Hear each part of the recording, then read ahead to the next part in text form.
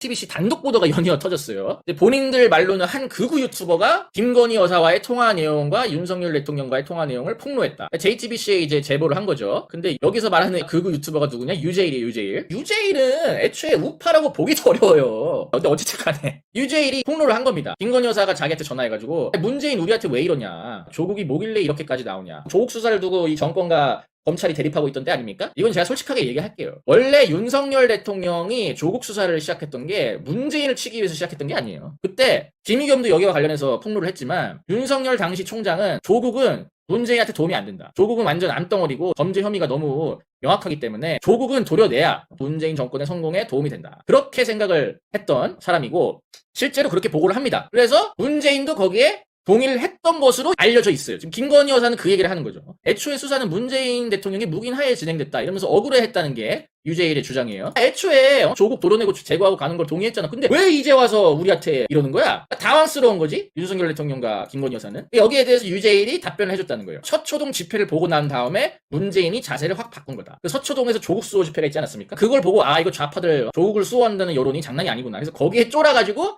스탠스를 바꿨다는 건데 문재인이 여론을 보고 슬쩍 발을 뺀 거지. 그래서 그거 관련해서 조언을 해줬던 것 같은데 이 정도면 뭐 그렇다 치는데 너무 자주 했어요. 지금 김건희 여사가 다 폭로되잖아. 내가 얘기했잖아. 좌파들은 다 폭로한다고. 준석이 나쁜 놈이니 방어하지 말라고. 유튜버 직접 통화한 김건희 윤석열. 아니 김건희 여사 말이 맞지. 이준석은 나쁜 놈이지. 도려내고 가야 되는 거 맞는데 나는 솔직히 이게 윤석열 대통령과 김건희 여사의 본질적인 한계라고 봐요. 이게 무슨 말이냐면은 김건희 여사가 맨날 그 전화하는 게 누굽니까? 진중권한테 전화했다가 폭로당했죠. 서울의 소리 이명수 전화했다가 폭로당했죠. 친북 좌파 최재형 접선했다가 공작당했지. 그리고 이제는 유재일까지. 딱 한 명 한 명이 다 좌파야. 우파랑은 절대 통화를 안 해. 항상 좌파랑 통화해가지고 우리가 좌파랑 제발 그만 좀 통화해라 하는데 맨날 통화하고 뒤통수 당하고 통화하고 폭로 당하고 만나고 공작당하고. 이거 왜 그러겠어요? 김건희 여사가 아직도 좌파에 미련이 남아있는 거예요. 본인 자체가 우파로 전향을 못했으니까 우파를 못 믿는 거지. 예를 들면 나나 신혜식 대표님 같은 우파는 못 믿는 거야. 아예 그 접선 자체를 안 하는 거고 본인은 어쨌든 진영 자체는 우파에 있어. 근데 이념적으로는 좌파야. 그러니까 민주당을 까는 좌파들한테 연락을 하는 거죠. 대표적으로 진중권, 유재일 이런 애들. 이른바 반민주당 좌파들. 그런 사람들이랑 연락하고 만나고 하니까 결국 어떻게 됐습니까? 맨날 이렇게 폭로당하고 공작당하고 이렇게 된 거예요. 참 안타까운 점이죠. 윤석열 대통령도 그렇고 김건희 여사도 그렇고 우파로 넘어왔으면은 우파랑 소통을 했어야 되는데 우파랑 소통했습니까? 정가은 목사님이랑 소통했습니까?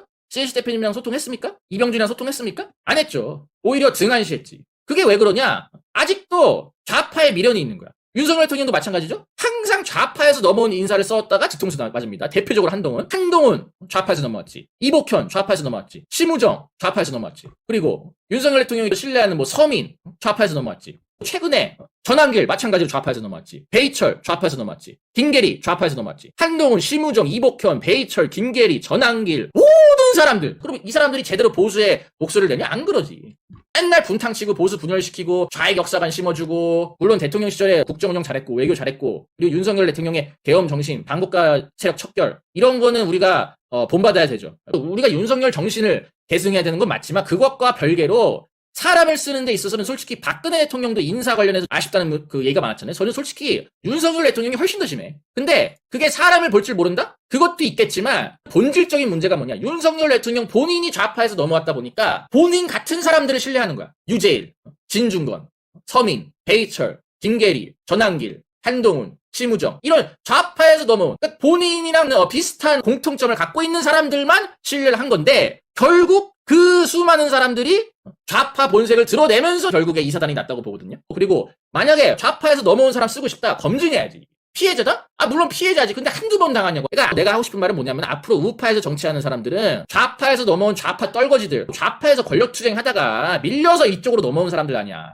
그런 사람들을 신뢰하지 마시라고. 이 부분은 우리가 분명히 짚고 반성하고 넘어가야 되지. 저는 이걸 이제 쉬쉬할 시기는 지났다. 자, 근데 심평 변호사가 최근에 김건희 여사 접견을 하고 왔는데 내가 죽어야 남편 살 길 열리지 않을까. 근데 김건희 여사는 이런 소리 하면 안 됩니다. 투쟁해야죠. 박근혜 대통령은 감옥 안에서 안 그렇겠어요? 여기까지 오게 된 데는 김건희 여사 책임이 아예 없다? 그렇게 생각하는 우파 아무도 없어요. 그냥 다들 쉬쉬하는 거지.